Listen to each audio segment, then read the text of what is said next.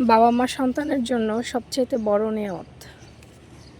এটা আসলে সন্তানরা অনেক দেরি করে বোঝে, আমিও অনেক দেরি করে বুঝেছি। এই যে ফল দেখতেছেন, এগুলো আমার বাবার হাতে লাগানো।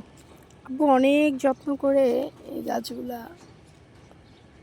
লাগিয়েছিল। সে অনেক কষ্ট করতো আসলে গাছের পিছনে।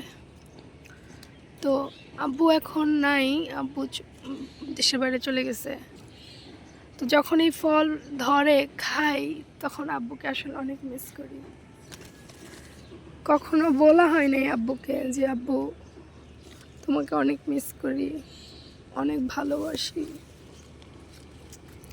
আসলে আমরা মানুষ তৃতীয় ব্যক্তির মায়ায় নিজেকে এত মরিয়া করে তুলি যে বাবা মার ভালোবাসা, বাবা মার স্নেহগুলা আমরা উপলব্ধি করতে পারি না, এবং কখনো বলাই হয় না তাদেরকে যে আমরা আমাদের কতটা জুড়ে আসলে তারা। ছাদে যখন উঠি, গাছগুলো দেখি, আমার বুকটা মোচড় দিয়ে উঠে যে আজকে এই গাছগুলো আব্বু লাগাইছিল অনেক শখ করে, কিন্তু আমার বাবা নাই, আব্বু খাইতে পারলো না।